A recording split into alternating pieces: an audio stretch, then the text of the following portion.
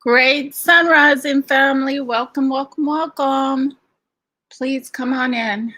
Come on in and see that the energies are at work in our favor.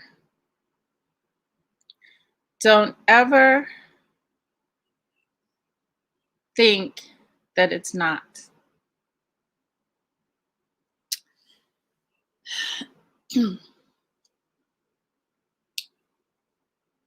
When we look and examine what's going on around us and how we're in a time of reveal, that means for those who have been listening to me talk about how important it is for us to deal with within ourselves first, which means we have some levels to deal with. We have to deal with our mental, because where we're at now is dealing with our mental. Everything around us is to keep us confused, to keep us ignorant to certain facts around us, to keep us not being able to see our truth in many cases, many instances.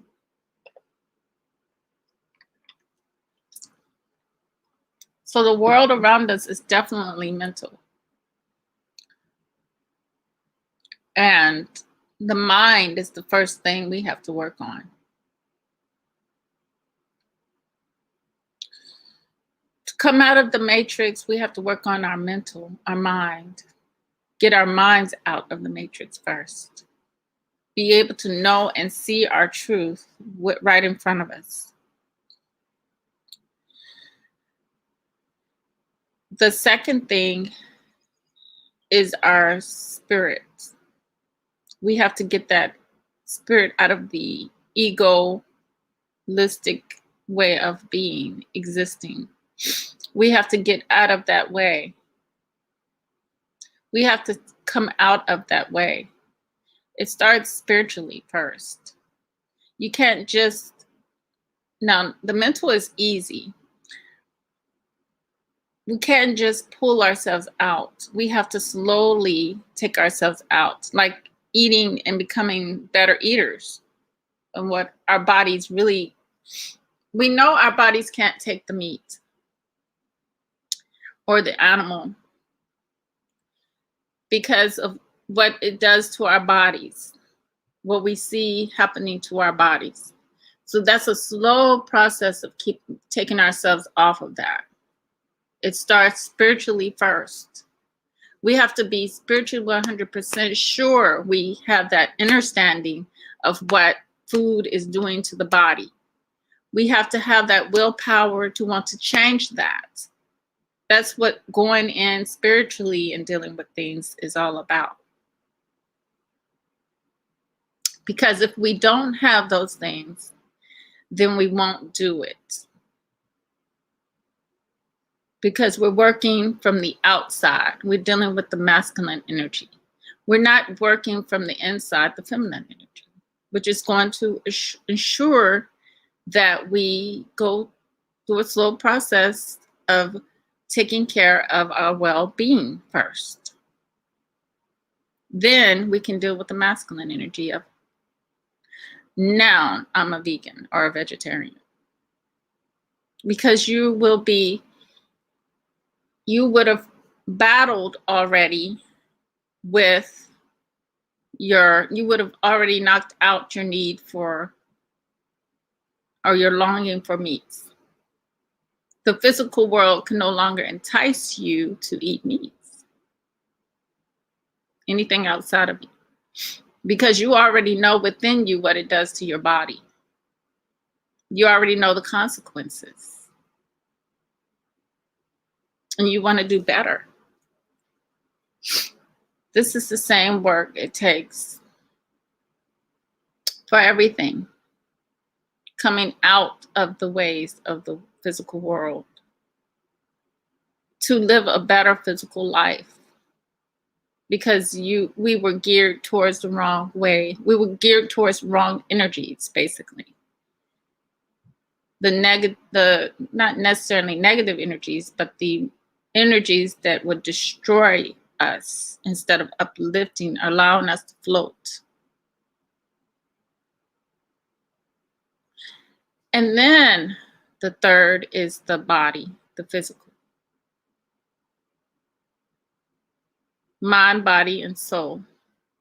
Mind, body, and soul. So you deal with the soul, then you deal with the body. The body is the physical. And after you pretty much dealt with the mental and the spiritual, the soul, you pretty much are ready for coming on out. You're already automatically out, basically.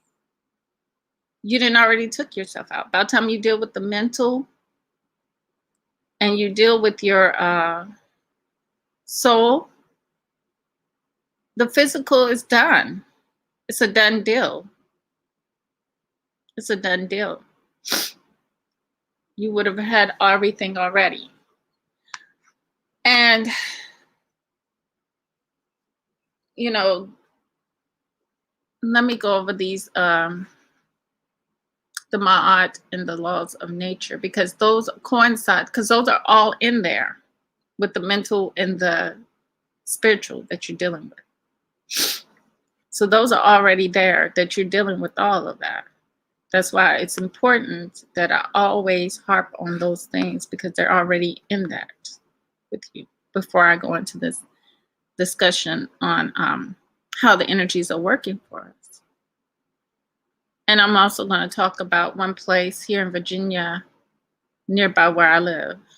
And I'm going to talk about a video that I just watched also.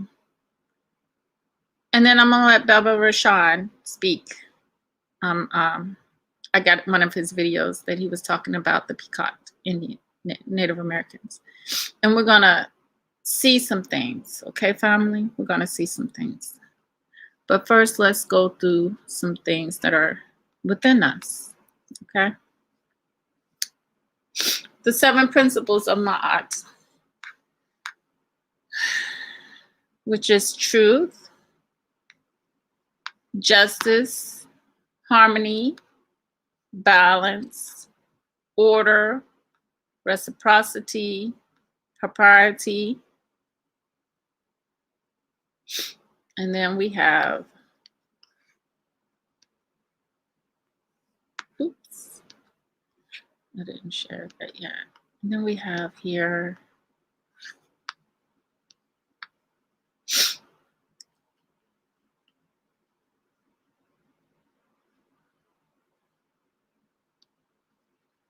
the laws of nature, of course.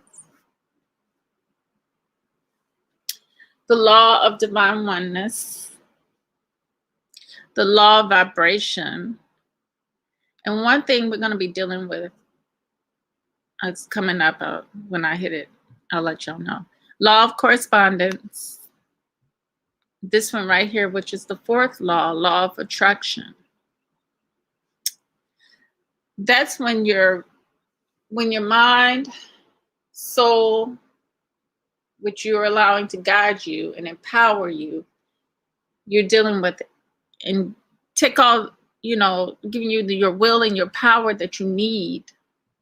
You're in your rightful place. Then you can be removed, right? You be removed. You have the power to be removed. The will and the power to be removed.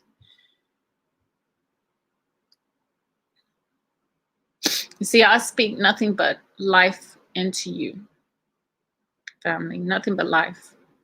So you know that I am 100% backing all of this science of us, the science of us. And the law of attraction is one thing we want to focus on in all of this. Because nature's promise is already set in stone for you and I.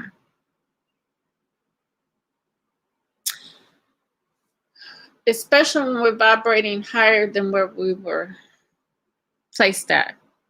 So we're going to be vibrating higher by just merely taking ourselves mentally out from the world,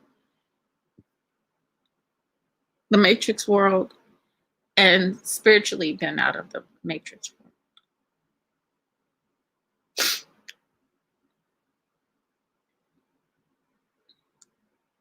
And that it's going to cause a lot of things to come towards your way, towards our way.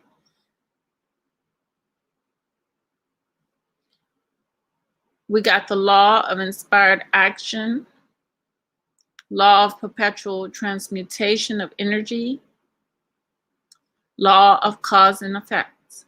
For every action, there's reaction, right? Law of compensation, which, you know, it says the law of compensation relates closely to the law of attraction and the law of correspondence. You reap what you sow.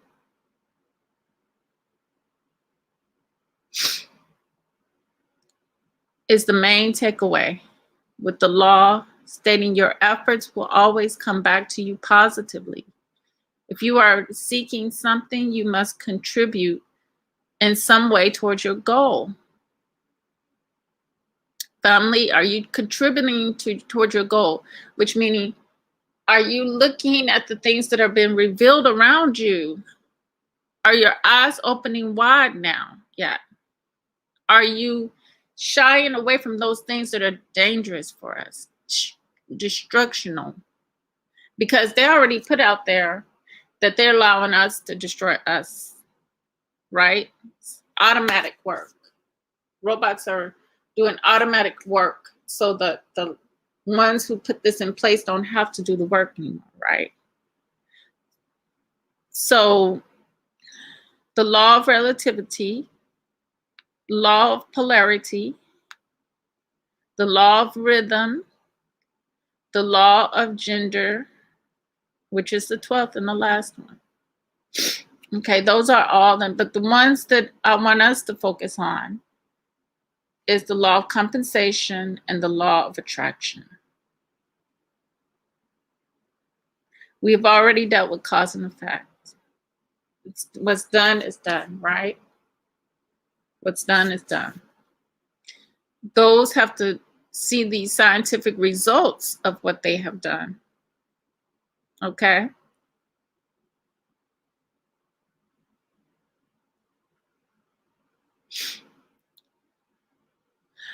So our focus needs to be on the law of attraction and the law of compensation. Okay? In our meditation, whatever you want, you just cut out a picture of what you like. You focus on that. You write it down. You put it up with your affirmation list on top of your mirror to remind you constantly, every waking hour, even when you're meditating or you're sleeping, you're thinking about that, okay? That's how that's going to work for you. That's how that's going to work. But like I said, the unseen energies are at work for us. And let me share a video that I was watching earlier before. Let me see. I was watching the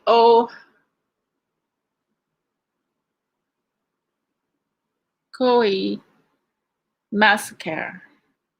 I think it was. Let me get that together here. Hope I'm saying that right. Probably not even saying that right.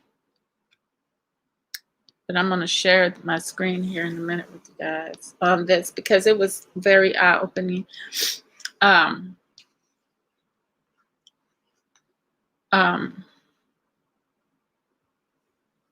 on.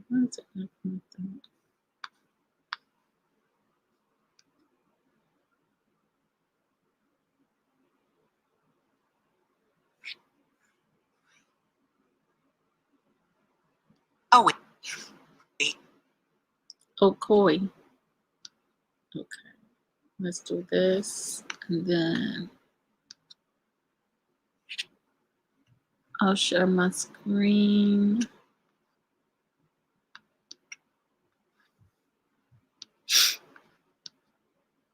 I don't want to be here too long.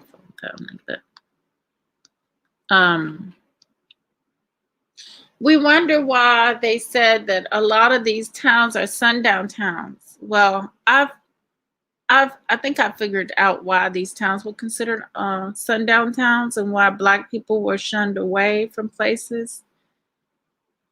What we got to realize is a lot of our land was stolen. If a lot of our land was stolen, they had an easy time taking it, right? But they do know that there was a time when our people used to fight back, right? So what it is a lot of times they fear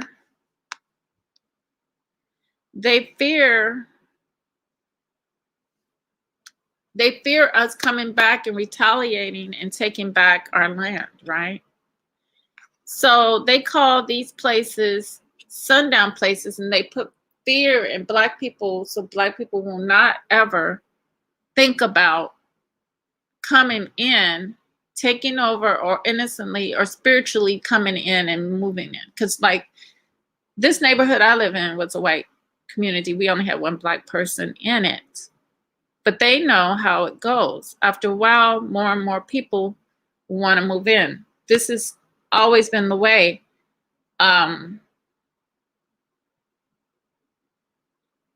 It's natural for people to move different places, because I would have never thought of this place as such.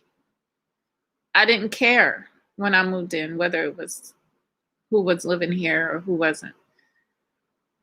I just saw a house that I liked and I went for it. In my mind, I live innocently and I don't have those hangups that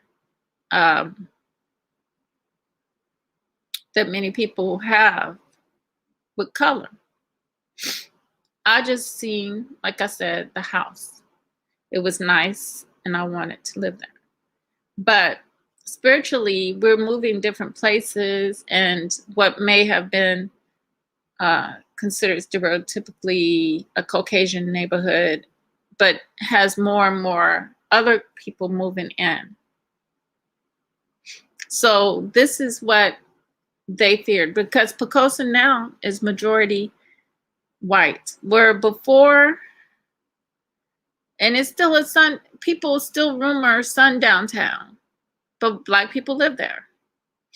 But the thing about it is it's got this history. So, you know, I'm pointing that out because I'm beginning to think that any town that you hear that used to be a sundown town, that perhaps the land was stolen. Perhaps that land may have been stolen from Blacks. They say Native American, but they always use that to put the other people in the place like it was their land. So we would never know or never think of it like that. So you have, in the Ocoee massacre, you have people, some people know that the land was stolen, but some people don't. Some people think that it's always been white, like Poquoson, Virginia. It hasn't always been white. There was Blacks there. There was way before. The thing about it is the KKK goes in places and they kill off people. They They do the same old thing that they've always done everywhere. Everywhere. But let me get into this video so you all can see the picture of what I was seeing.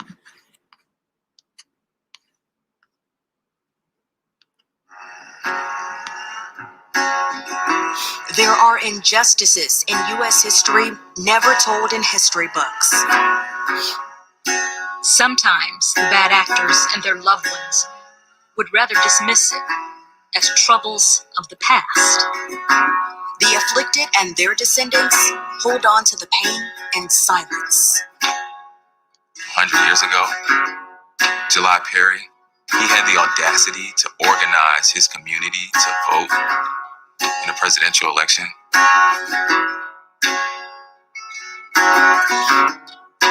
July Perry and Mr. Norman knows they were going to vote. And they knew that the whites did not want the blacks to vote. The KKK warned there would be trouble.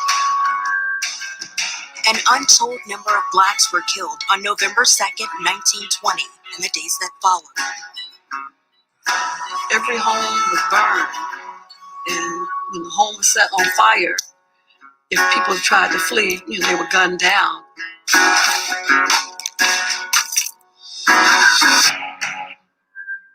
In the 1850s, you really see the first settlement.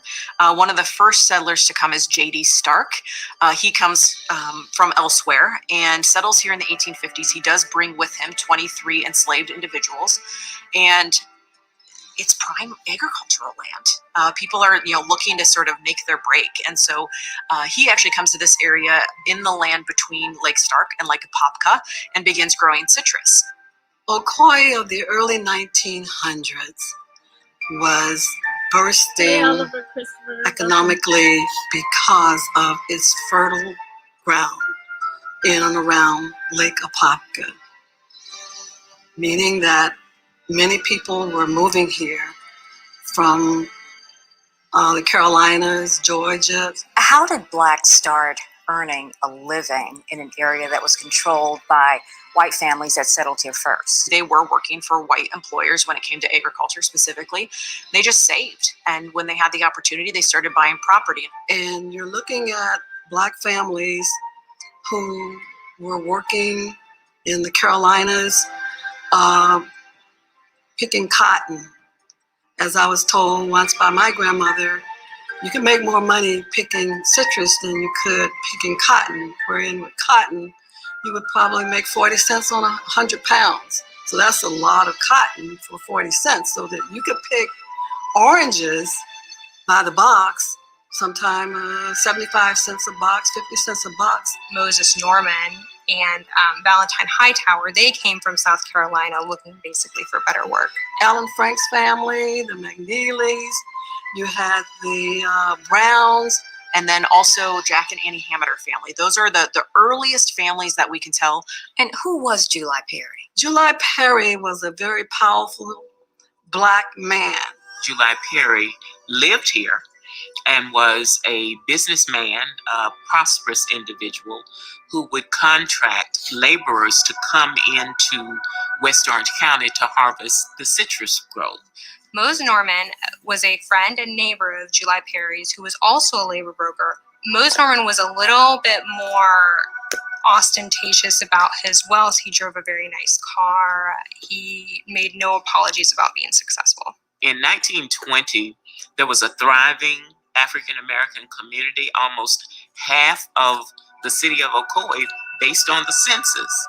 What's happening in Florida months leading up to that election day back in 1920? Leading up to that time, black people were becoming equally or more successful than the whites. But I would say there's three factors that are really starting to add to this pot. It's like a big boiling cauldron. And what those are, start with World War I. Of course, World War I, a lot of young black men go to World War I. And part of the belief was that if we go and we fight for this country, we're proving we're invested. We are here, we're fighting like everybody else. If we come home, maybe there will be better equality. You had the Republicans courting the Black vote. Black women during this time, they're the organizers. I mean, they are really starting to say, like, we deserve this, and when our men come home, it's about equality. So you've got all of these different things sort of happening in Florida, and what happens is you start to see a rise in white supremacy and Ku Klux Klan activity specifically throughout the state, trying to essentially quash the votership throughout the state. Who are the characters in or around Ocoee who are trying to rally and encourage Blacks to vote in November? The people who are most often cited are Judge John Chaney and W.R. O'Neill. They are Republican, and they are actively seeking, trying to help Black voters get registered. They receive a letter from the KKK stating, you had better stop offering lectures to the Black community about exercising their legal right to vote, or else. July Perry and Mose traveled back and forth to Orlando and coming up with, strategies to get people to vote. He had Black and white folks working for him 100 years ago. He had the audacity to organize his community to vote in a presidential election. It could change the dynamics of politics, and many Blacks would be loyal to the Republican Party because of Abraham Lincoln freeing the slaves. Take us back to that day, November 2nd, 1920, and just tell us how that day started. Oh, excitement, especially for those who had paid their poll taxes. This is the big day. We're going to finally be able to vote. They had a system set up where there would be a screen in downtown Orlando. That screen was used to update people about the election results. In the case of the massacre, it was also used as a call to arms to bring white able-bodied men in order to assist with what they called the riot. We know that just days before there had been a large Ku Klux Klan march through Orlando. 200 to 500 people is the estimate. And the sentiment, of course, was, you had better not try to vote if you are Black and living in this area. So initially when Mose Norman goes to vote, there's some dispute about whether he initially brought a gun or brought one later.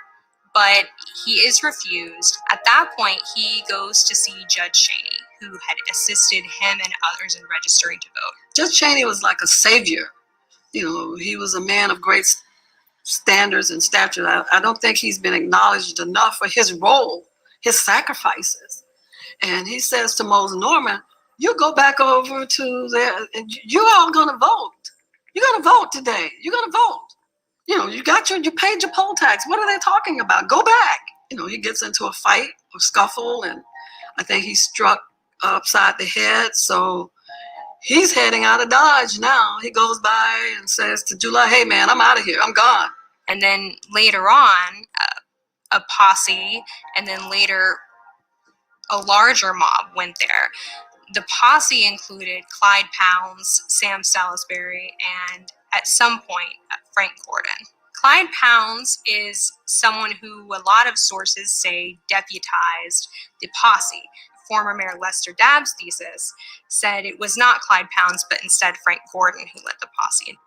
It transformed what would have otherwise been a rogue group of angry people into really a government actor. Locally and in Ocoee, in Orange County, a lot of the local politicians and the law enforcement were members of the KKK.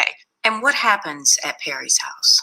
All hell break loose. Lieutenant Sam Salisbury goes there and with the posse, and they tell him they're looking for Mose Norman. And When he told his daughter, he was 19, Caritha at the time, he said, look, honey, look at me, honey. It's not time to panic. Listen to me, honey. I am not going to make it. I'm not going to make it. Get your mother and your little brothers, and you get out of here. You go as fast as you can, as far as you can. Because I am not going to make it.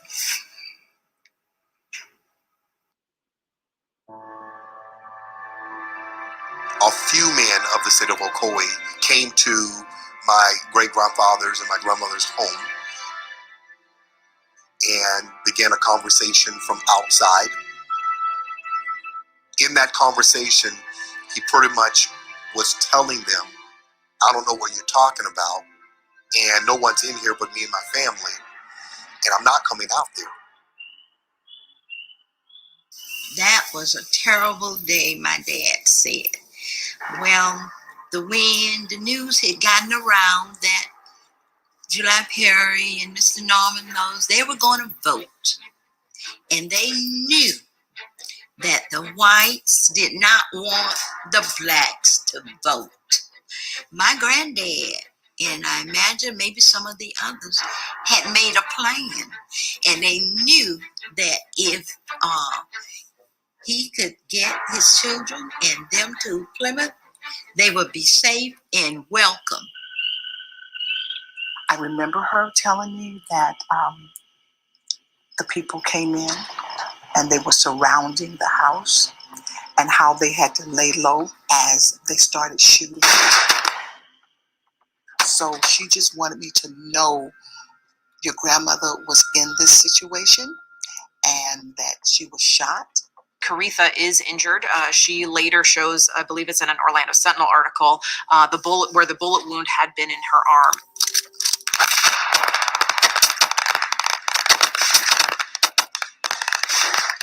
She said there was so much gunfire, you could see the tracers of the bullets flying through the house, just one side to another. They were all heading toward, I guess, the back of the house or toward a door. And she said this door had a cat hole in it. And she said it was large enough for people to, you know, of their size to be able to crawl in and crawl out. While on the inside, she was absolutely distraught and she was terrified, you know. And yet, at the same time, she said courage was kicking in at the same time. Necessity, survival. I get emotional about it because they had to run. And my dad, one of the brothers, was a paraplegic. So they had to, my dad had to carry him on his back. They had to go into the swampy area out around Lake Apopka. So I'm assuming it must have been dusk or evening or toward, you know, night. And she said a beam of light from the moon shined on this field. She knew that it was a sign from God. And they all got on their stomachs and they began to crawl. She said we could see the feet, the boots, the shoes of people from the township that were shooting into the house, shooting their father. She had never seen her father again. And did not know really at that time what had happened. He manages to escape in the crossfire and hide in a sugarcane patch outside of his home with his arm blown away, and at some point his leg became broken as well. He's either transported to the jail or he is taken directly to be dragged behind a truck to Orlando. Whenever he is taken to Orlando, he's taken outside the home of Judge Cheney, which later became a country club. He is hanged outside of there and his body is riddled with bullets. He was lynched, not because he was doing anything wrong, because he was doing everything right. Not only for himself, as a father, as an activist, as an uncle, as a law-abiding citizen. None of that mattered. So you'll see on the death certificate that he died by being hung, but then you see in markedly different handwriting that it was not caused by the racial disturbance. So you have this certified public record that is demonstrably false. And it makes you question the credibility of other public records at the time. And there's kind of an effort to minimize who July Perry was if you look at his death certificate. What happened to your relatives, the rest of them, after that incident, all those that were living in Ocoee? None of them tried to stay. None of them. They were leaving that. They didn't want to even, kind of like Caretha said, she didn't even want to hear the name Ocoee.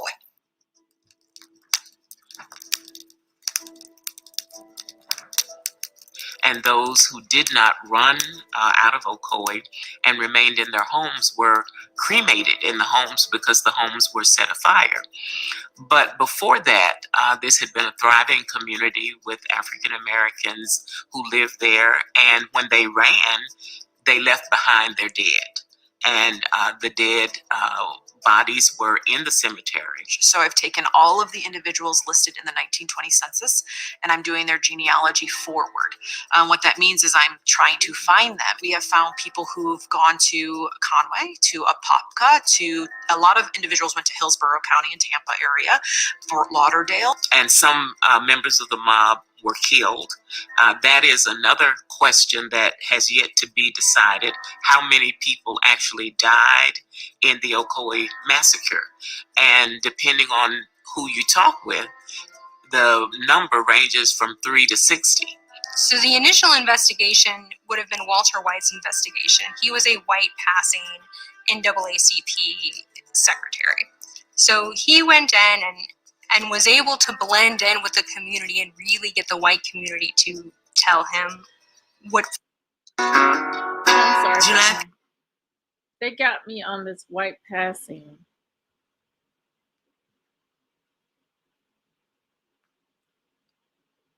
Let me see. Are we already up there? Okay. Hold on.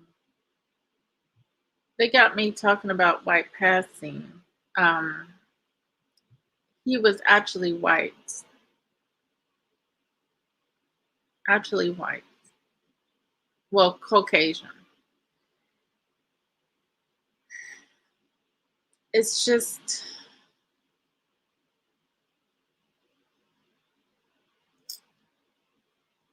that's the issue. That's the, well, that's a big issue that we run into when you end up having race mixing.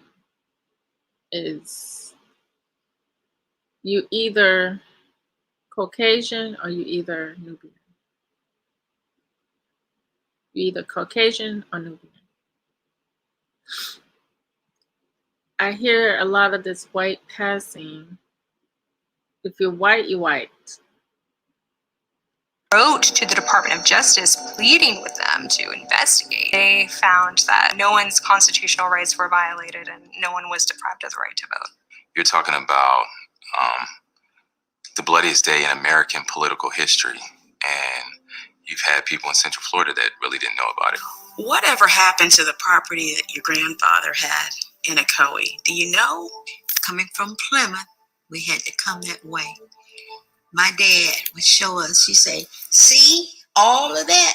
We used to own that. And every time my dad would be talking about that, sometime we see a little tear, come from his eyes. All that they lost. It was actually stolen. It's still stolen land to this day. It's still land that belongs to not only July Perry, but other descendants of Ocoee. And that land has blood on it. July Perry's property ends up in the hands of Bluford Sims. It's conveyed with the condition that it can never again be conveyed to a Black person. For example, the Hammonders land. It has a clause that's saying that it wasn't signed under threat of force. Were they ever compensated in any way for that property that they had to abandon? No. There's a lot of those. Some of the others, I think, got a penny or two. And I do mean when you compare to the value of the land.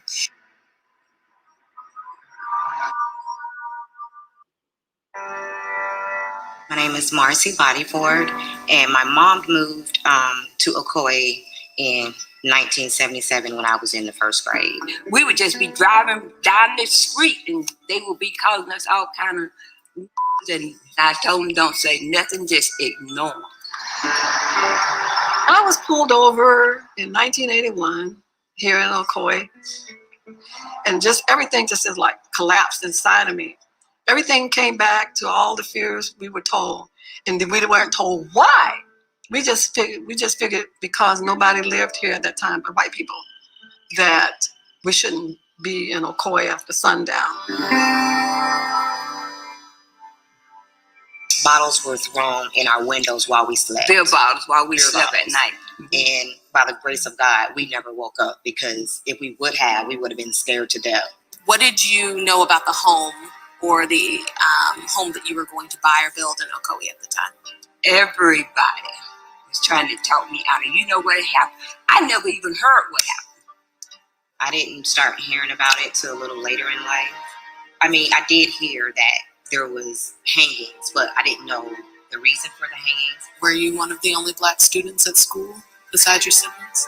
There was probably three more families that moved like over the course of me being from first grade to sixth grade. I also had one of my teachers tell me that, you know, we were the first Black students that he ever had. And, you know, he said he learned a lot from us. But they didn't send their kids to school. They took them to a pop school because we already knew it was dangerous. The street that I grew up on, it was amazing. During that time, we had 3 different cultures of Spanish. We had 2 families from Guyana. So it was just mainly the people that, you know, lived in Ocoee and grew up in Ocoee, you know, that was from Ocoee, that, you know, had a lot of racist, you know, attitudes or whatever. So once they got to know us and know that, okay, we're not bad people, our life began to change for the better. So I felt like we paved the way to make a change in Ocoee so that Black people would be more accepted. 1994, actually, we started looking for another place to live. So I'm excited. Look at that one because. And I run home. So, I say, honey, guess what? I found our house. It's in Ocoee. So basically, do you all get the picture of where they didn't want Blacks in a place where, you know, secrets lie? Even though, you know, Blacks were there originally and owned all that land. They took the land and now they call it a sundown town, right? Or call it a place where Blacks, where they want Blacks to know that they're unwanted.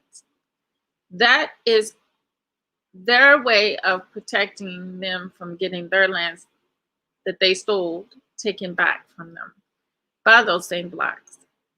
They fear retaliation. So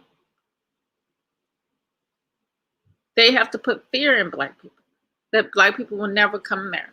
But nowadays, the Black people can go in there. You know, there's, you know, that sundown thing pretty much has died away because, you know, we no longer have to deal with KKK. But there's other things put in place to keep our people in fear. Our people are in a perpetual fear. They always play on our fear. The mental, our minds, our thinking. And this is because this is a way for them to not have to worry and sleep good at night. So now they want Black people to be good, to come around them. They want you to be compliant. They want you to be good. They want you to prove that you are good Black folks. You have to prove that you are good Black folks, won't try to take your land back from them. Do you get that picture? Do you see?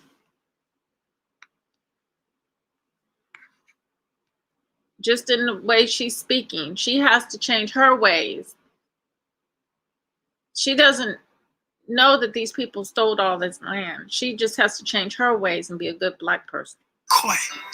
And she looked at me without batting an eyelash and said, no, we're not. And I was like, maybe you didn't hear me. Same house. $50,000 less. Why not? My grandfather would always alert me about Ocoee.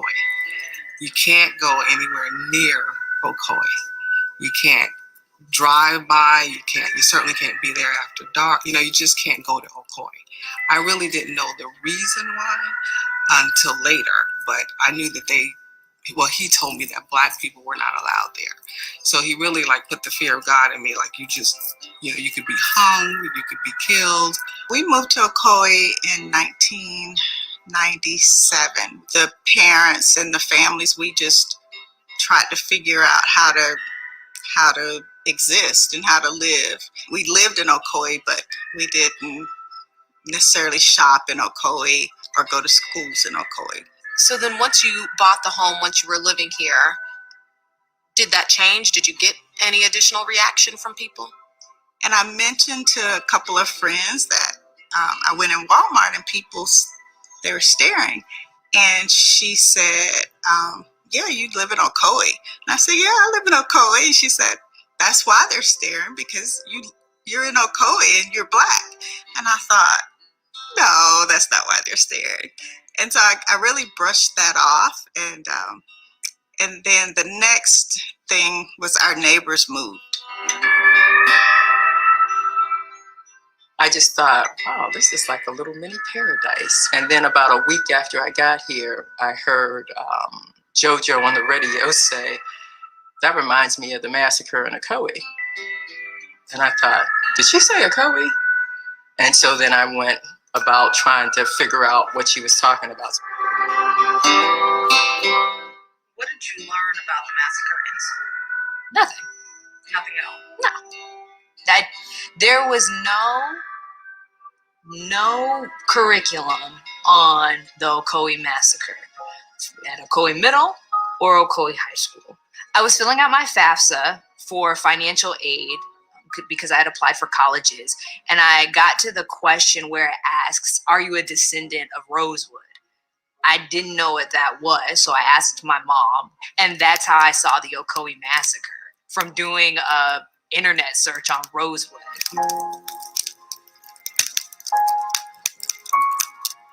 I think over the years, I think there's been a willingness to not talk about what happened because it was just so painful. Well, it's a community that's emerging, and it has a past that we have to surmount. But before you can surmount your past, you have to acknowledge what it is. Clyde Pounds was the Orange County Deputy Sheriff back in 1920. He deputized the mob that was led by Sam Salisbury. Clyde Pounds had a son named Edwin Pounds. Edwin Pounds has a daughter named Marilyn Johnson. Marilyn Johnson is the mayor's wife. I feel that the mayor actually has a problem with the Ocoee massacre and everything that happens because it hits too close to home for his family. In 1969, former Ocoee Mayor Lester Dabbs published a report with an accounting of the massacre that started on November 2nd, 1920. It was based on interviews with whites who participated. There were disputes about the facts then, and even now, the accounts depend on who's telling the story. Resistance to acknowledge what happened to Black families has been strong, deeply rooted in the longtime political and family structures in Ocoee. The current mayor grew up in the city and has never spoken in detail publicly about the massacre or growing up in an all-white Ocoee until now. I'm the mayor of the city of Ocoee, Florida. Hometown boy. And my mother decided we were moving to Florida to honor my grandmothers. My father at the time was he was a carpenter, but he was also the assistant superintendent of chain gangs in Orange County, which is one of the biggest counties in South Carolina. There wasn't a lot of diversity. No, there was no diversity. All of us were Caucasian. But Winter Garden had the Black school. So that's what it was in that time. So I want to go back to 1920 because certainly you've had talks in your home about it because of your wife's family connection to Mr. Clyde Pounds. So never heard a word about him until a little while ago. And Sheriff Moore, he was a deputy, and he told him to go deputize the deputies. And that was it. I never seen him, never heard of him. I know what kind of man Edwin Pounds was. He was one of the most kind-hearted, gentle people that you would ever meet. Using the words racist because his father did that. He was a racist, then his daughter was a racist, then I was married to her, I was a racist. It makes me hurt inside. It hurts me. And I don't know if it was on purpose that it didn't get out. I heard whisperings of it when I was growing up. I knew something had happened. My parents never talked about it, and I'm sorry it happened, but I think Ocoee has evolved so much more now. Where'd you live at? No, I'm asking because I had his wife tell me the other day he did. So I don't know. Where? I'm not married. I live in Ocoee. What's your address? Because I know you don't live here, but that's fine. Time out, please. I do live in Ocoee. Where at? Boy, I'm not gonna say it. If you do, just say it. I'll tell you where I live. Okay, just because you're comfortable telling people. Oh, that's fine. Do you think that connection at all has made it difficult for you sometimes to talk about 1920 because of? No, not at all. I believe you should talk about it. That's why I went to Montgomery, Alabama. That's why I went to Selma, Alabama. That's why I got on the University Board to help work on this, to help move it to where we get to where we are today. You know, there are people who are going to see this and say, I don't believe that I can take you to African Americans' houses, whatever you want to call them, go to their house and introduce you to them. They know me. They know me, who I am and how I am. You got other ones that have no intentions of wanting to know who I am. They want my job. What do you remember hearing about what happened on Election Day? Honestly, truthfully, you never heard that. We were a small town. Nobody ever brought it up. It was never brought up because we didn't have people living here that would question what you did. The whole United States was like that. It wasn't just Ocoee. You might not believe this, but I don't understand how anybody could have that kind of mindset. When you became mayor, was there a part of you that knew you would have to figure out how to continue bridging the divide that existed in Ocoee? Yeah, I worried about it, but I thought about it. I have served for 34 years, and I told you, I've talked to you before. If I didn't do what was right, I wouldn't get elected. When you grow in everything, but you grow with the mindset of people. Things are going to happen. You are going to see what was in the past. You are going to hear new things. We've talked to quite a few of the descendants. And one thing that remains consistent from all of them is that they want to hear something from you that they haven't heard. I'm not going to say I apologize to that, if that's what you're coming to. I told you, I didn't do anything. I will say I am sorry for what happened. I don't think it should have ever happened. The city wasn't the one that did it. It was people, not all citizens. I can't apologize for people from Apopka. I can't apologize for people from Winter Garden, Claremont, Orlando. I'm actually the first African-American city commissioner in the history of the city of Ocoee. By 2001, we were poised to move from Orlando and looking for a place to stay. And we thought of Ocoee as well as Maitland. That's when I started getting bits and pieces of the information about the city, and it's known for its racism, its racist past. And I told my wife, I said, we can't move to Maitland. And she says, why? I says, Ocoee has to change at some point. From your perspective, what does the past political structure here in the city affect what we know now as Ocoee? The political structure in Ocoee has been stagnant. So you've had commissioners that have been elected over 20 plus years. But I think the city is changing. The attitudinal frame of reference that existed in the city at that point in time was that we know what happened, but we're not going to address it. We've got too many residual effects that could grow out of it, because at that point in time there was still relatives of people who had been involved. Democracy forums formed in early 1997, and the founder of our group, Curtis Michelson, had helped a young man by the name of Otis McCaster get the job here in Ocoee at the radio station. Otis said for 3 consecutive nights that he worked in Ocoee, he was followed by a policeman. So Otis said after the 3rd night, he says, I'm not going back to Ocoee. He said, Ocoee is not a place for a brother. So Curtis Michelson becomes very curious as to why he said Ocoee is not a place for a brother. And That launched the organizing of Democracy Forum. The city manager was a gentleman named Ellis Shapiro. He's since passed away, but Mr. Shapiro somehow sent a message to me that they were interested in forming a racial reconciliation task force. Essentially, what the white people on the task force said to us is that they literally said these words: "You need to let sleeping dogs lie." Which we were okay until outside agitators came in and started stirring up trouble. And my work with the Reconciliation Task Force involved finding the grave of July Perry.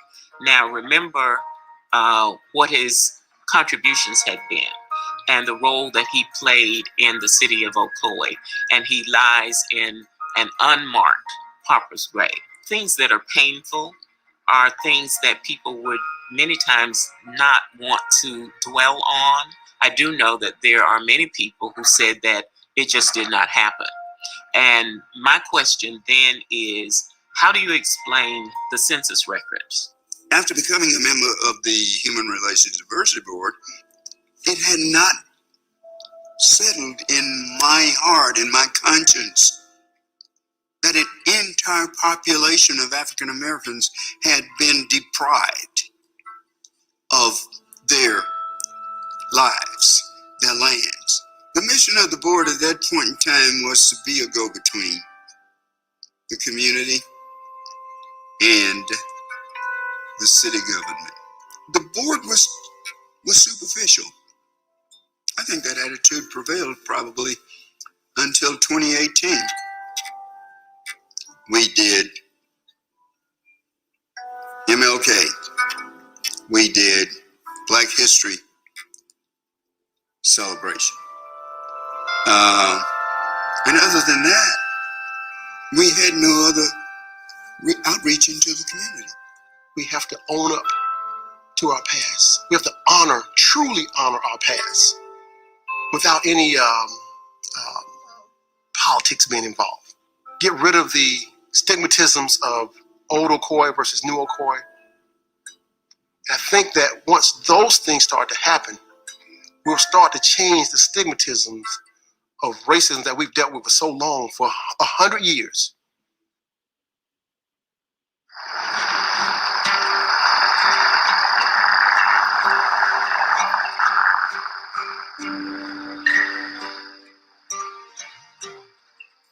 Ocoee has a certain old school feel to it. You know, it's a small town. The character of Ocoee to me is like an old Southern woman, I think. It's kind of sweet and I love it.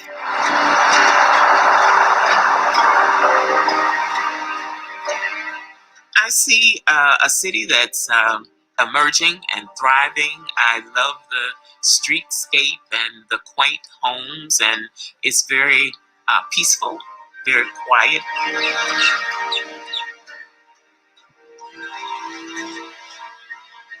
What efforts have you been a part of to try and change the character and perception of Ocoee? I love country music. I love country music. And there's an event called Founders Day that they were having, and I want to attend it.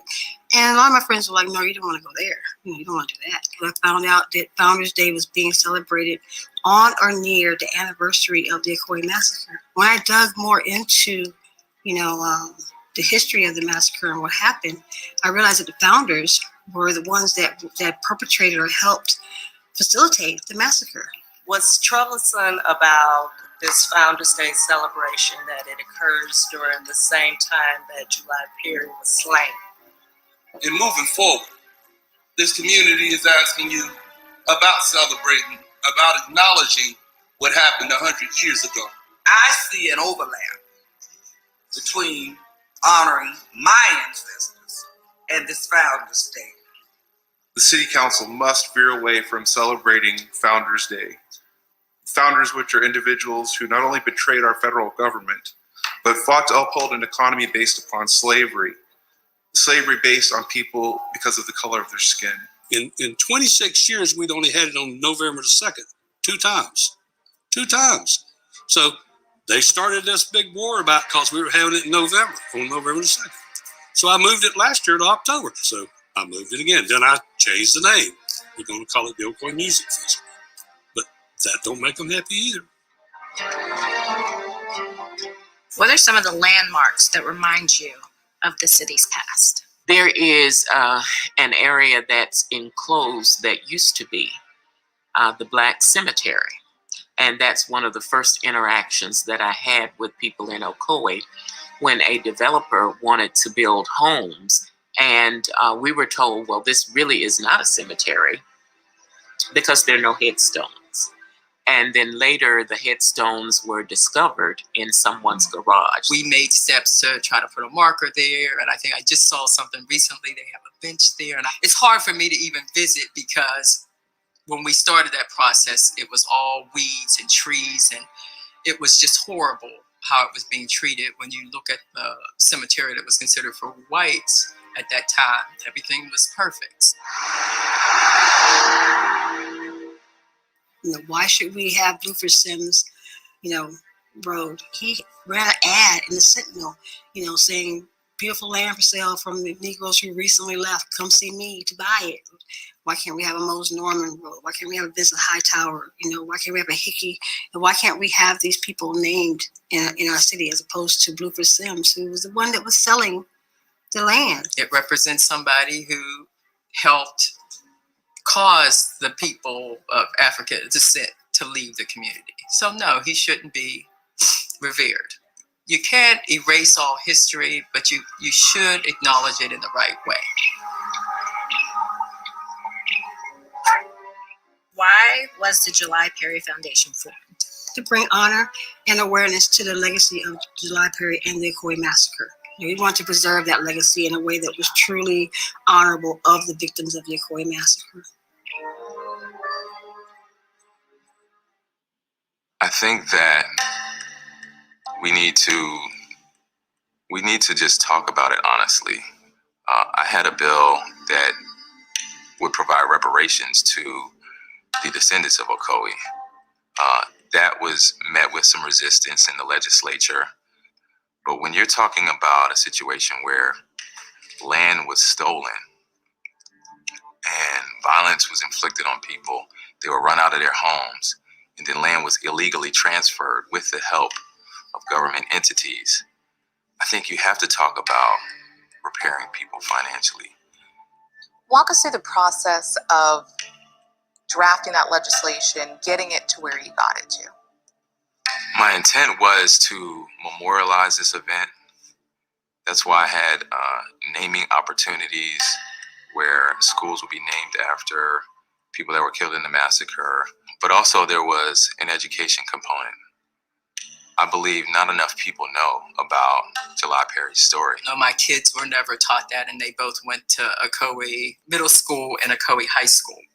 And so I think that's important, because just like other things in history, this is something you need to know so you know how to move forward and not step back again and know what had happened.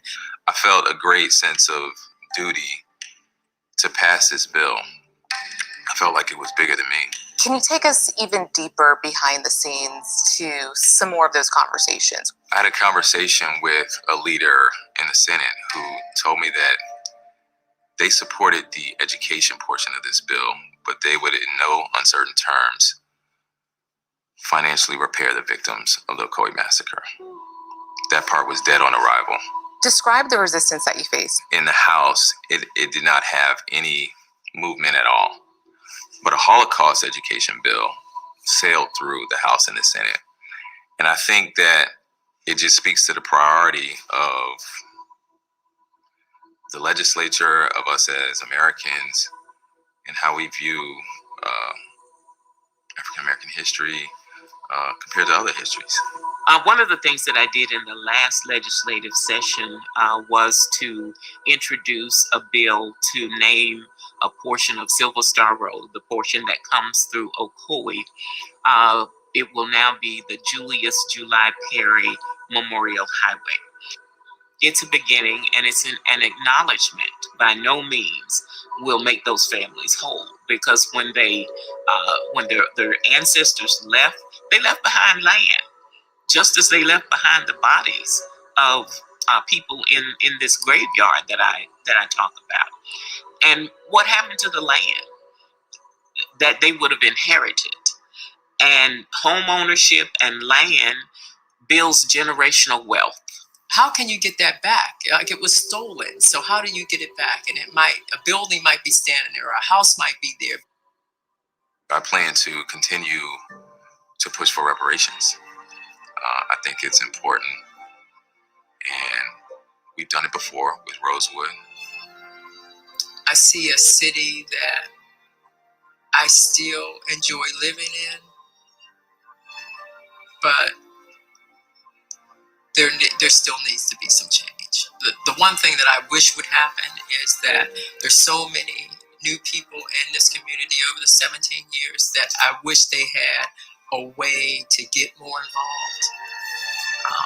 And there are ways, but I wish we could let them all know, get involved so that we can make changes. Know that this is what has happened, but what ideas do you have to make this a better community? Well, I'm hopeful that people will come together. Even now, there are some divisions that I think need to be broken down so that people can come together and be proud of the fact that they live in Ocoee. Me as a Black person, my ancestors, everybody before me, we've been trying to fight and say the same thing a million times. It's time for the people that were the oppressors, that were associated to the oppressors, to make a stand and say, this is gonna stop. 100 years later, Ocoee is healing, largely because of the groundwork laid decades ago. Some of what you heard mirrors the discord we see in our country today. Racism and oppression weren't just a problem in Ocoee, but across the country. The hope is that as we learn more about our history, we do our part to make sure it isn't repeated. We interviewed more than 24 people to tell this story of the Ocoee Massacre. Oral history was critical because documentation is scarce, and what's available is subjective depending on the writer's views. In the Ocoee podcast, you'll hear untold portions of this story and details about how it all came together. You can find it in a special section of our website called Ocoee Massacre.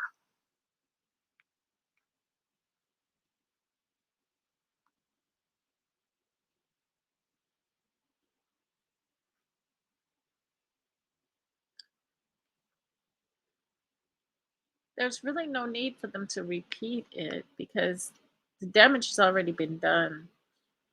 Many lands across the United States are stolen lands from the original people, from the people, many of the people who earned and brought their land.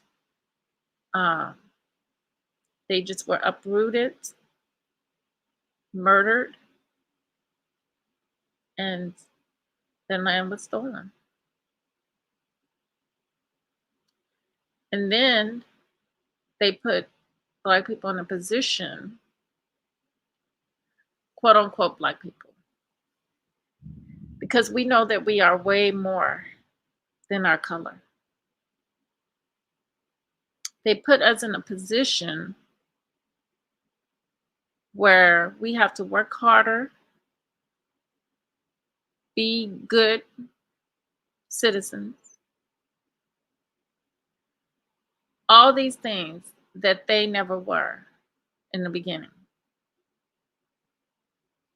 which to me in my mind creates an illusion because they're not in their proper space or place, honestly, and we are not in our proper place and space.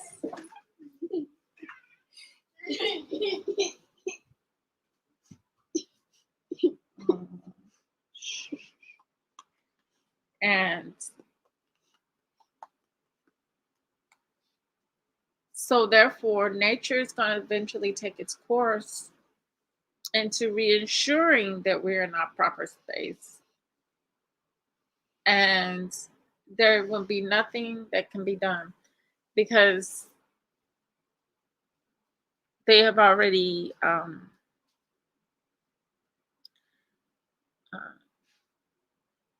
broken a lot of the laws of nature, laws of science. And it's up to us to, I guess you can say, awaken the energies within ourselves to manifest and make these things actually happen for us. You know, we have to be not the dead, living dead, but we have to be the living. We have to be enlightened. We have to have our light bulbs lit. And like I said, coming out of this illusion mentally and spiritually, and then physically, before we know it, we will be removed. We will be removed. I opened the door, Shiny. For Revi. Okay, go. Don't cry. Oops. Let's look at one more video by Baba Rashad. We'll look at Baba Rashad's video. Let me see. Yeah, I got that there. Let's look at his video.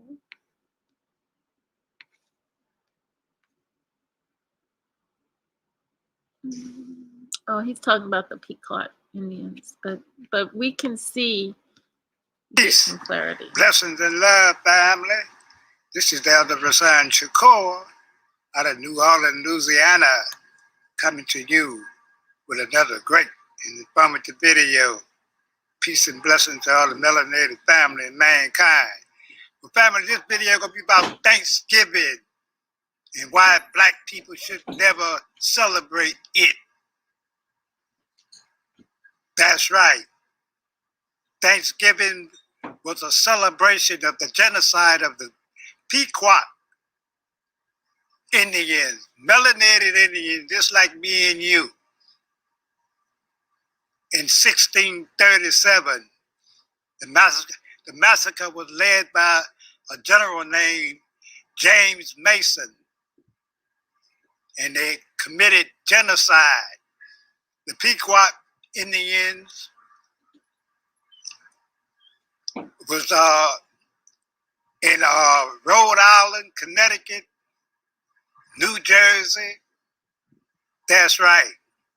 And these devils came in and committed genocide, just like they committed genocide in New Guinea, New Zealand, Australia, Africa, and everywhere else. The one that came on the sweet Jesus. That's right. Went in there and took the land, committed genocide on these indigenous people of America, not the Asiatic so-called people, not these $5 Indians. That's right, the Pequot Indian was already here, just like the Seminoles and the Choctaws and the Cherokees and the Iroquois and the Blackfoot, the Navajos, and on and on and on. The Omacs, the Anchors. Huh. We was already here on this land before European invasion that came from England and France and Spain and Germany and everywhere else. That's right, family. So I don't celebrate no Thanksgiving. And they got information about this, the Pequot Massacre of 1637. Just Google it up. And they got a sister. I put the video in my like video. You can go there and check it out.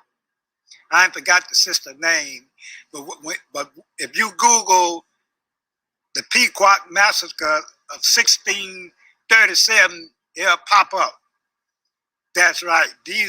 And in the thumbnail, I will show the melanated people. They're gonna be in the thumbnail. A lot of them exist today. That's right. And we out here celebrating the genocide of our own people, Thanksgiving. It was their celebration. And after that, Abraham Lincoln made it a law, you know, every Thursday of November, whatever day in November, which would be a Thursday. And there's going to be a lot of our people out there celebrating Thanksgiving and don't know the history and where it comes from. None of our ancestors celebrated Thanksgiving, Christmas, New Year's, 4th of July, or none of that nonsense. All that was put into our psyche from generation to generation, all the way from slavery time up to now. Y'all go check it out. You can Google it. The Pequot Massacre of 1637. That's right. And the correct spelling will be in the title. And you will see some of our brothers and sisters in the thumbnail that ruled that land. It was their land. Just like the whole planet is ours. But there's going to be a lot of our brothers and sisters out there celebrating Thanksgiving, celebrating Christmas. Keep your money in your pocket. Stop celebrating the enemy holidays.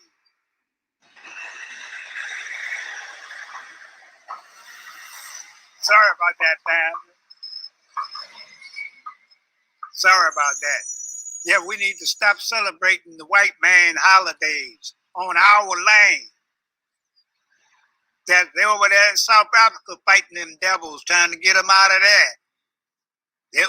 Everywhere they go, all they do is cause problems, genocide, no peace, never been no peace. And the only way they're going to be peace when he's eliminated and eradicated from this planet. Peace and love. Put up the likes and shares. And stay tuned for the next video or live stream. There will be a live stream. I will try to do one about 3, 4 o'clock, and I'm out.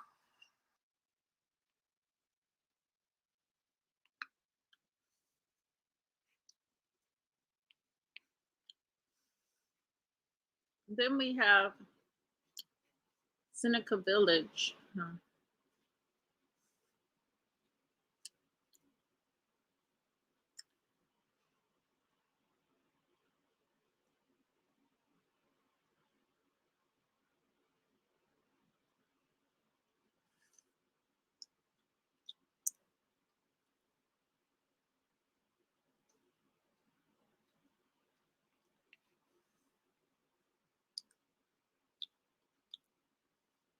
It's not.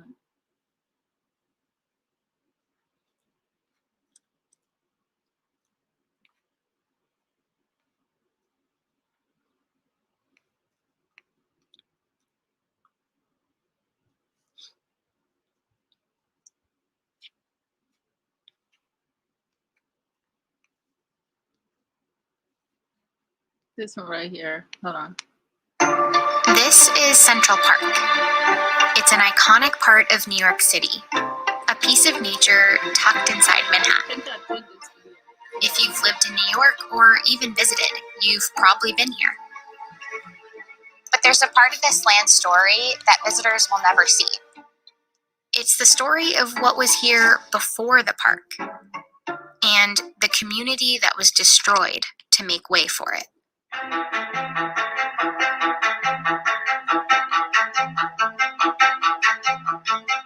In the 1820s, New York City looked like this. Most people lived in this area, Lower Manhattan. Pretty much everything above it was yet to be settled. In this map, you can see how different the geography was. These little lines illustrate what used to be hills in Manhattan. This was the countryside. Downtown was the opposite. Lower Manhattan was dense and crowded. A few small neighborhoods were home to many of the city's poor whites and immigrants, and also to much of its Black population. This document shows the number of slaves in New York State. You can see how it went down gradually, from 20,000 in 1800 to 10,000 in 1820, and finally to just 75 in 1830. That's because in New York, slavery wasn't abolished all at once. Instead, it was ended over about 30 years. And as more free Black people joined the workforce, racial tensions rose. The people who were enslaved were now in competition with people coming over for jobs. That tension led to violence, and Lower Manhattan became increasingly dangerous for free Black people. Then, in 1825, plots of land started to go up for sale here, uptown. It was a way out. A Black man named Andrew Williams decided to buy 3 lots.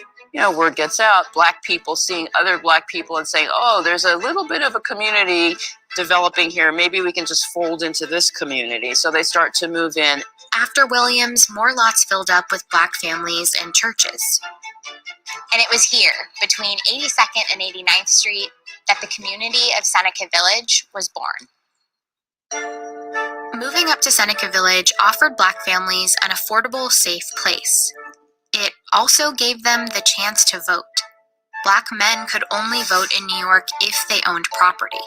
Over the course of the next 3 decades, the community grew to nearly 300 residents. Records from the census show that they were laborers, domestic workers, waiters, and shoemakers. And they built dozens of homes, 3 churches, and a school for Black students. Later, when Irish and German immigrants started moving into Seneca Village, it became unique for another reason. It was an integrated community. It seems that people of all ethnicities were likely getting along based on the church records that were here. Among the documents are evidence that some white and Black families attended baptisms together, were buried next to each other in the same cemetery, and intermarried. The people who lived in this area were individuals who were trying to find a new way of life. Over the next 3 decades, the population of New York City nearly quadrupled. Lower Manhattan could no longer hold everyone. The city's white elite were worried that the entire island would be consumed by development. They said it called for the necessity of a city park to give lungs to the city. This came out of the elite being able to start to travel to Europe, and they see the Champs-Élysées and they see Kensington Park, and they think that the city deserves to have a park of that stature. On July 21st, 1853, New York set aside 750 acres of land to create America's first major landscaped public park, the Central Park. But the proposed area for the park included Seneca Village, along with thousands of other lots of land, home to about 1,600 people. In order to facilitate the park's development, the city's newspapers started to downplay who really lived there. They really described these people as living in shanties and shacks. People of the base cultures were living off the land. But that wasn't true. In 2011, Cynthia and a team of archaeologists excavated in the former Seneca Village site. They came away with 250 bags of objects to analyze, which now live here in New York City's archaeological repository.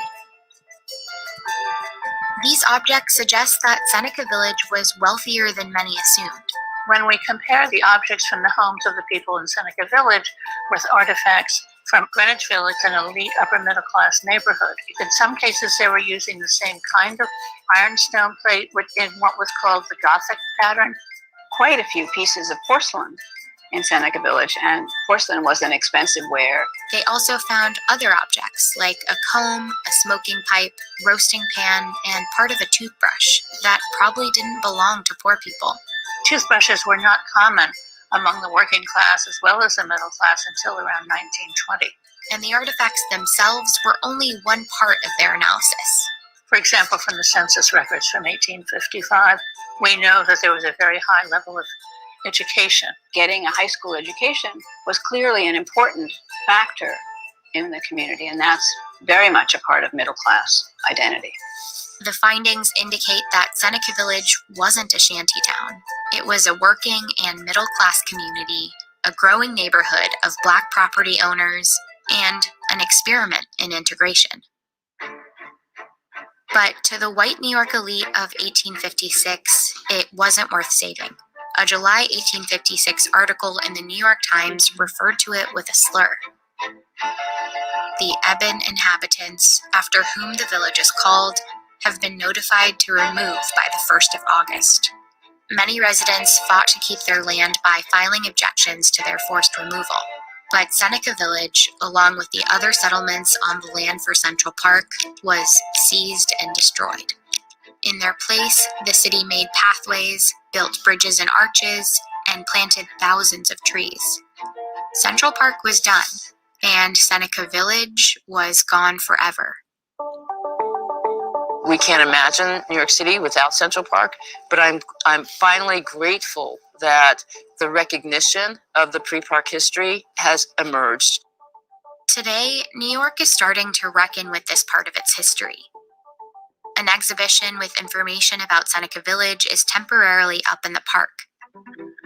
But the real legacy of Seneca Village is a story that's repeated itself again and again in cities everywhere. Land, property ownership, that's how you get wealth, and you pass wealth on from generation to generation. But you're getting a bulldozer that comes through because a new highway has to come through, or a new hospital or development site has to come in. Seneca Village was no different. It's time that we own it, and we come to recognize that there are these great stories that live beneath the surface of the park. It's not just African American history, it's just American history.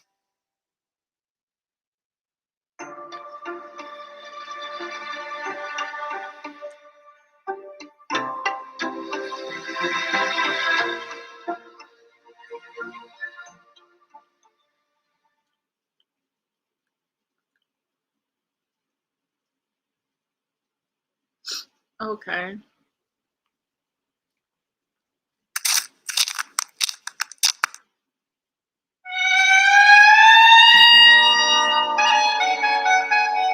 New York. Today, 8.2 million people live in this remarkable city.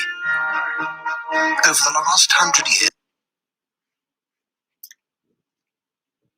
Now we're going to take a look at my hometown. A little bit of history about where I am from. Look at this, just a little bit. We're standing in African Cemetery number 2 on East 7th Street, a property that's been here since 1869. The cemetery holds the remains of many, many important people to the development of Kentucky and Lexington, especially.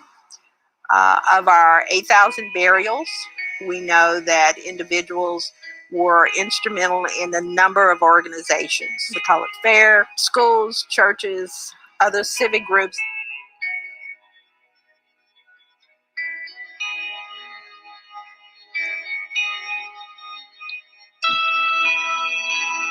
Well, this particular cemetery was organized, managed, owned by African Americans, and this would have been the first in the history of Lexington. Lexington Public Cemeteries had always accepted both black and white. Although those cemeteries were segregated in terms of where individuals were buried, I found a record in town trustees that actually said Section A were for whites and Section B were for blacks. Well, unfortunately, as the town cemeteries filled, they were abandoned and neglected, overgrown, and the city would sell them for development.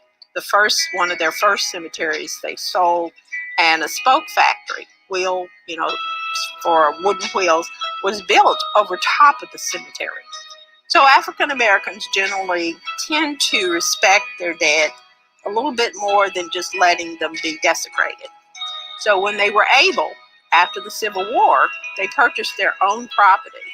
Kentucky had 22,703 veterans. Out of that number, what we know are here in the cemetery is 64, and those are from headstones as well as research. Every year we uncover another soldier that has been buried here in the cemetery. One of the most important people and veterans that we know about that's buried here in the cemetery is George T. Prosser. He was a member of the 54th Massachusetts Infantry.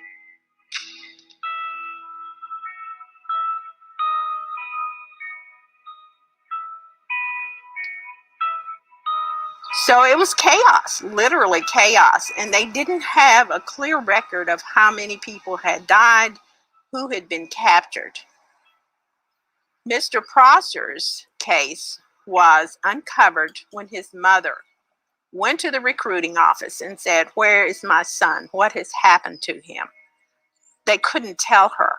They assumed he had been killed, but she wanted to know specifically. So she writes a letter. They in turn ask the military that was in Fort Wagner, South Carolina, "Do you know what happened to this man?" And they discovered that he was a prisoner of war.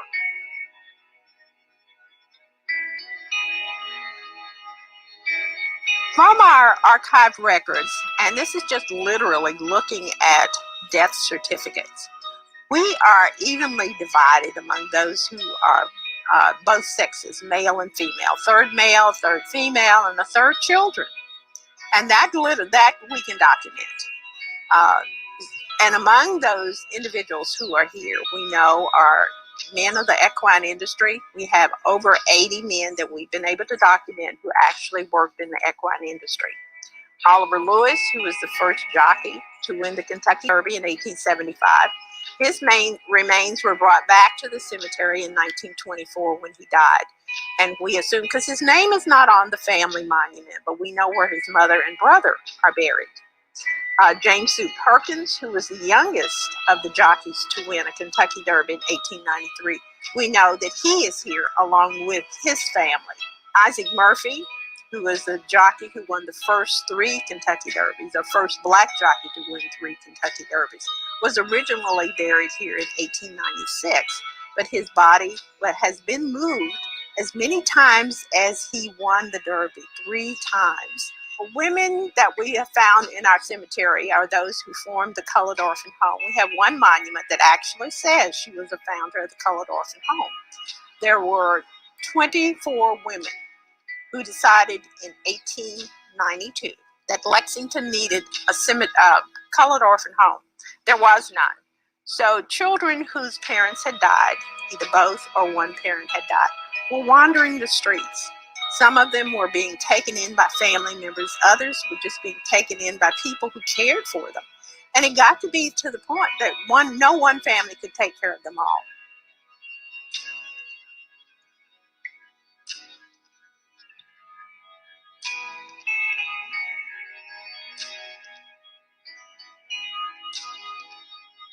It's just wonderful. It's a beautiful place, and I'm so glad that the early organizers, founded it, and people over the years have continued to maintain it and preserve it and hold it in sacred trust. So I tell everybody who's doing any kind of genealogy, any kind of history research, go to the cemetery. It's not a scary place. It's a place of history. It's a library. It's a resource. And that's how you look at it. But I'm very passionate about that. I really am. All right.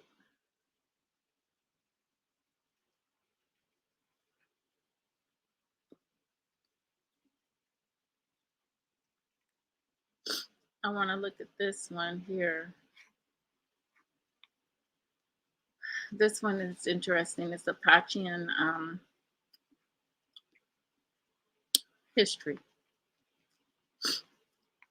Apachean history.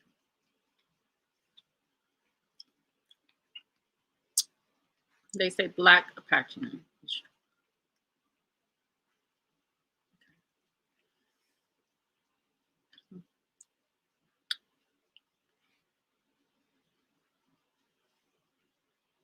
The purpose of this project is to analyze the freedom struggle of African Americans in Appalachia from pre-Civil War to today's society.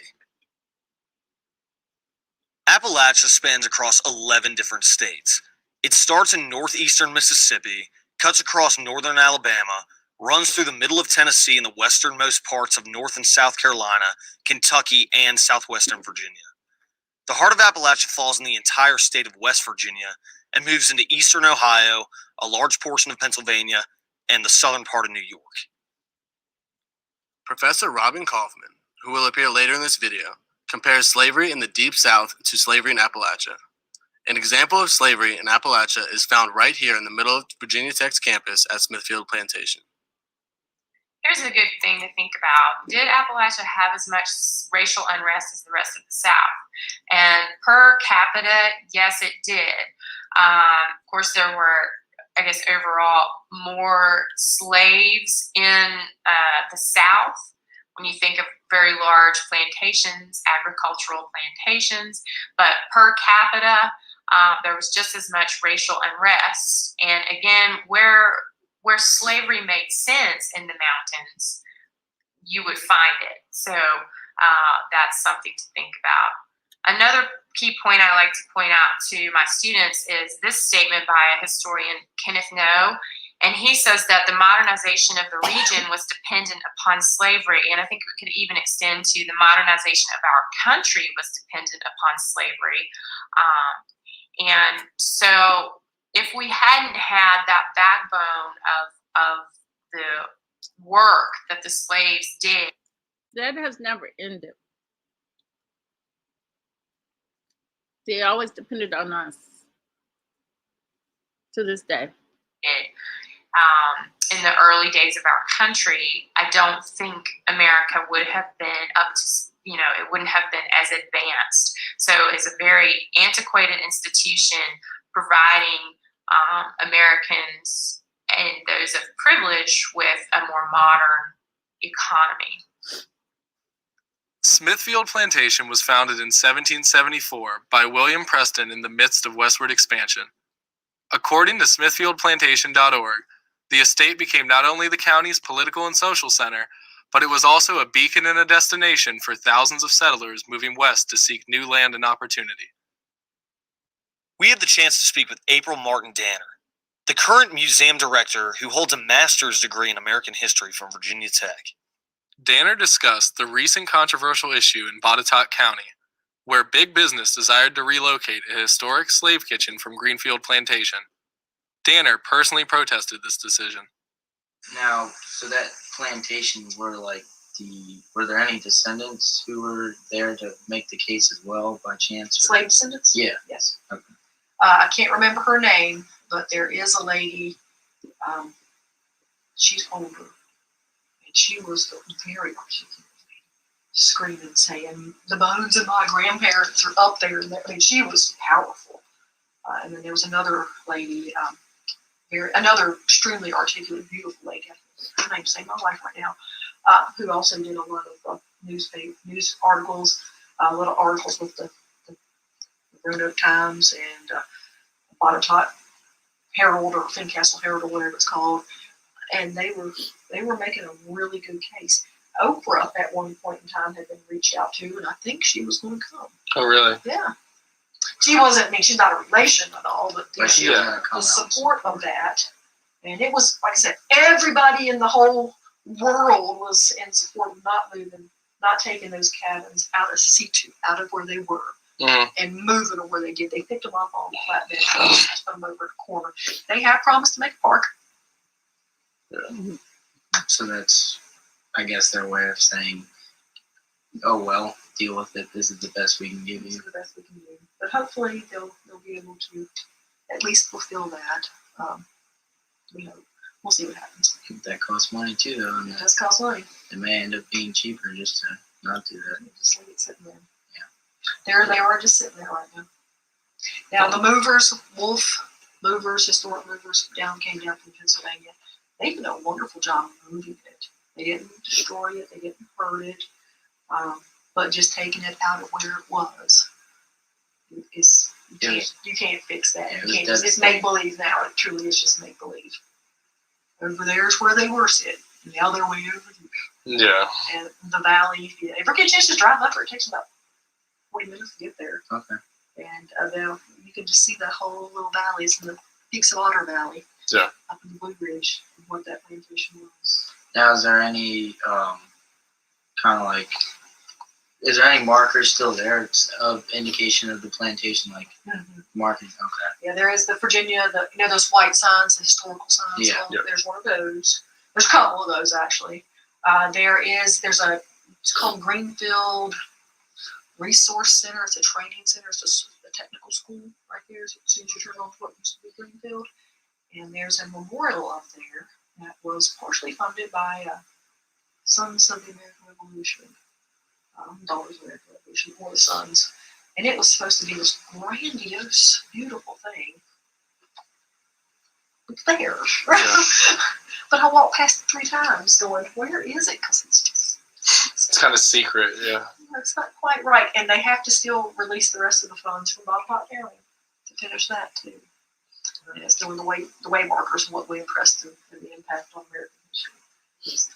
Now, so obviously y'all did try to stop it. What was their biggest petition when you all presented your cases and your information? Like, what was their biggest argument? And like, were they trying to be as friendly as possible or not really? No, they're going to be awful. Please look up the newspaper. Okay. There's a couple. I think it was the Channel 10, WSLS. I think it was the one that was given the most coverage to this. Google it, whichever one. But we had there was a reporter up there constantly, and they really did present both cases and both sides, and you can see how one side was definitely the right side, one side was definitely the wrong side. The wrong side, because the wrong side had A lot more power in this situation. Yes. Yeah. yeah. Again, Benedict was one of the first scholars to use the notion of racism in her book, Race and Racism. She defined racism as the dogma that one ethnic group is condemned by nature to congenital inferiority, and another group is destined to congenital superiority. Despite the resistance from an overwhelming majority of the local community, the historic slave kitchen was still moved from its original location at Greenfield Plantation. The moving and destruction of the slave quarters and unmarked graves represents the racial oppression that still plagues the African American citizens of Appalachia. The fact that the board who made the decision was comprised of predominantly white males clearly exemplifies systematic racism.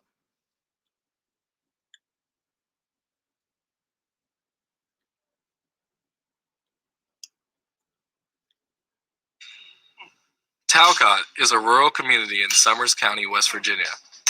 The city is named after Captain Talcott, a civil engineer with the Chesapeake and Ohio Railway who was in charge of building the Big Bend Tunnel.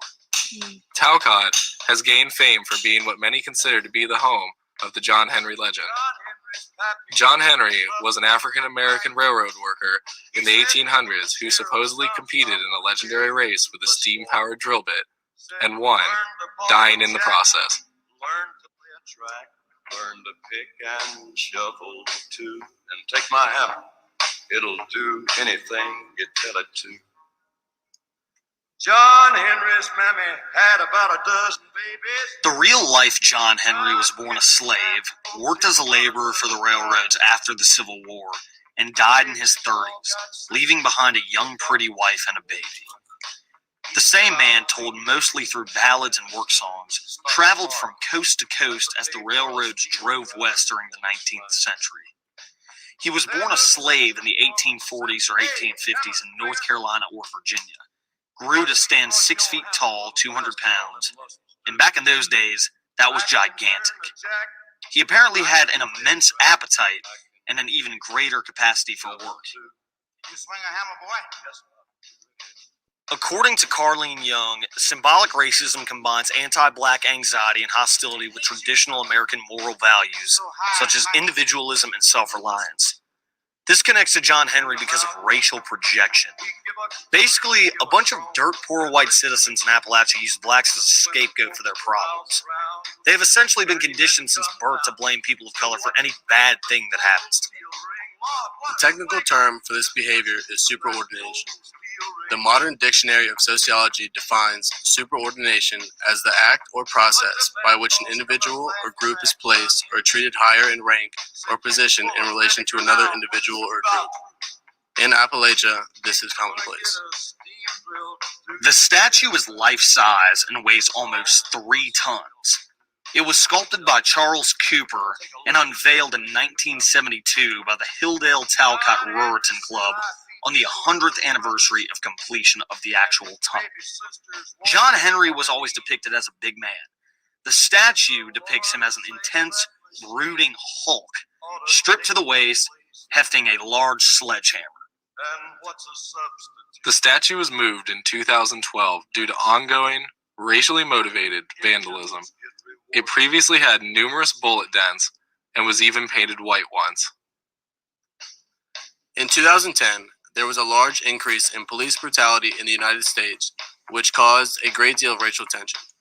This increased racial tension across America correlates directly to extensive and over-the-top vandalism on this historical monument.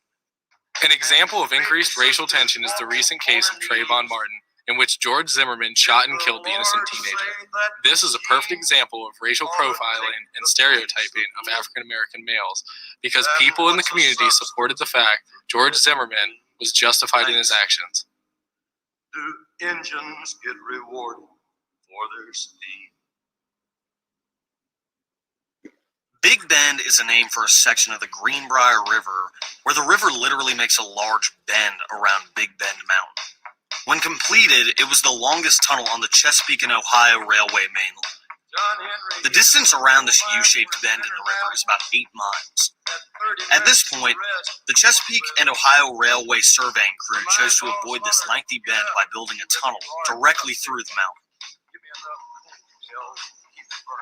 The story of John Henry and his hammer is a testament to the ongoing freedom struggle of African Americans in modern America, but more specifically Appalachia. In the next part of this video, Virginia Tech Appalachian Studies professor Robin Kaufman will discuss the ongoing progression of the freedom struggle in modern Appalachia. A little bit about Booker T. Washington, why he's important, and this is very close to home. He was born in Franklin County, Virginia. Booker T. Washington is without a doubt one of the most influential African Americans of all time. Like many blacks living in the area at the time, his life started out on a plantation. No matter what the condition of the relationship between the slaves and the owners, it all boiled down to they were chattel or property. So no matter the condition there, the ultimate view of slavery on this side of history is that it was very unjust, and very is not even a word strong enough to describe the unjust treatment of these people. But here are some of the things he accomplished despite the unfortunate circumstances he found himself in. Even after emancipation, he and his mother still struggle. So he is emancipated. He goes to Malden, West Virginia. He ends up working in the salt mines, and he attends Hampton Institute, which was a place where African Americans and Native Americans were trained to do vocational tasks. At this time, the elites in America really felt like anyone with different color skin besides white people who didn't have the mental faculties to learn anything besides work trades. So it was quite unfortunate. Then he actually went back after acquiring his education. He went back to West Virginia. He felt so compelled to share knowledge and to help other people get a leg up. And he believed that education was the route to freedom, true freedom. So that's another little piece of his story. Then in 1881, he starts Tuskegee. According to Amiri Yassin Al-Hadid, in Chapter 7 of this course's text, historically black colleges and universities, and I quote, were created out of an urgent need to restore the humanity, culture, and dignity of amalgamated African people that had been subjected to centuries of chattel slavery, end quote. Scholar Alan Colen's examination of the African American freedom struggle for development through the higher education He found that Black studies was absolutely essential to the developmental needs of African American students. Basically, in order for students to thrive at an institution of higher education, they must understand how their people and their ancestors got there in the first place. About Hampton Institute, the founder just really thought that African Americans and Native Americans could only learn the trade skills. And so Booker T. Washington conformed to this idea because he felt like it was the only way up and out of this mindset. One interesting tidbit here in the middle bullet is that students actually built the school when Tuskegee was built. It opened in 1881, and Washington felt like that was a way for them to gain access to a better relationship with white people, was to show that they were hardworking and to actually build the school itself. Upward mobility, as defined by the American Psychological Association, is the rising from a lower social class or status to a higher one. In Booker T. Washington's autobiography, he says that freedom did not mean upward mobility. So his autobiography was up from slavery. And basically he's saying, we're free and yet we lack real choices. We're still very much limited and hampered in ways we can make our lives better. So after the war in Appalachia, we see a lot of former slaves going to industrial centers and coal towns to try again to better themselves. And what they found there, one thing they found in coal towns was pretty much an equal situation with pay. They might have been given a harder job or a more dangerous job because of the color of their skin, but they still got paid the same as anyone else working in the mine despite their skin color. So that was one plus in the coal mining industry, even though that was a particularly hard life as well. There's another tidbit. Coal mining was born out of the iron and salt industries. Of course, both of those industries were not as vital after the Civil War. Booker T. Washington felt that the only opportunity for blacks to move up in society is to prove themselves worthy. On page 293 of the course textbook, Washington proclaimed that our greatest danger is that in the great leap from slavery to freedom, we may overlook the fact that the masses of us are to live by the production of our hands. Washington goes on to say, "The wisest among my race understand that the agitation of questions of social inequality is the extremest folly, and that the progress and the enjoyment of all the privileges that will come to us must be the result of severe and constant struggle, rather than of artificial forcing." This means that Washington was aware that blacks could not thrive in a world created by white people, a world that was constantly oppressing them based on the color of their skin.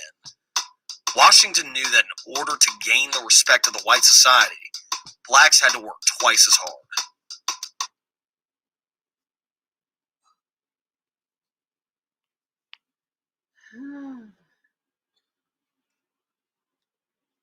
Well, family. Let's look at some of the comments.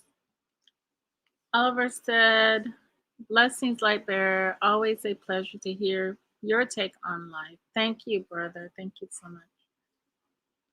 And we have Sonara. Thank you for being here. Hi, fam. Welcome. Let's see. It's just woolly hair, y'all. Hey there. And she's also commented, said Rosewood, Tulsa, Durham, Philly, they got a lot of skeletons in the closet. Exactly. A lot of skeletons. A lot. What a shame these folks think they are going to get away with it. Exactly, sis. They think they're going to get away with it, but they never will. They never will.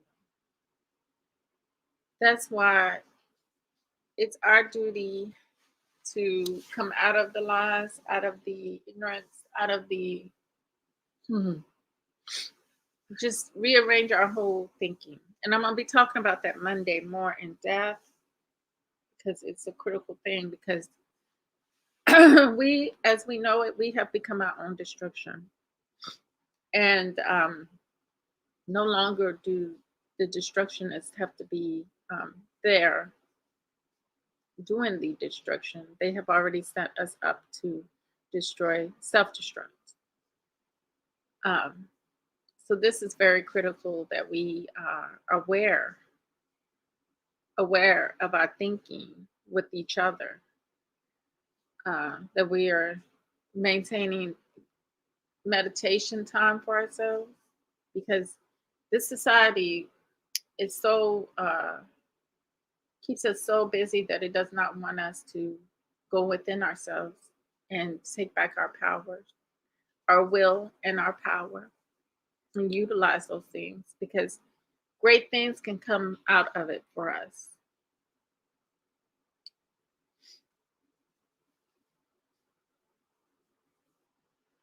Great things can come out of it for us. So I just got my necklace pieces in.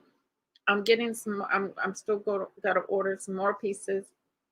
Then what I'm going to do is send that, once I get them put together correctly, the way I want them and everything, and the eye put on it, the eye of Horus. And I might do different designs. Then I'm going to send it off to the priest for him to lay his hands on it and to do some spiritual stuff with it. And then I'm going to put them up and hand them out, because for sale, I don't know what price I'm going to go yet with. But then these are going to be protection necklaces to protect our people when we're out here. We just, in the city I live in Hampton here, we just had a young 19-year-old. He was just sitting in the car, get shot. People are getting shot left and right for nothing, and not even knowing there's a bullet coming. So these are going to be protection necklaces. These are going to be to ensure that we're always aware and always alert of our surroundings. So I won't keep y'all any longer than I have. So with that said, always remember true love, real peace, and the higher self within the soul. And always remember to meditate, stay in tune within yourself and in tune with your environment outside of you. Think ahead, plan ahead. Thank you, DOD. Thank you for being here, DOD. Always remember peace and love, family. Till next time.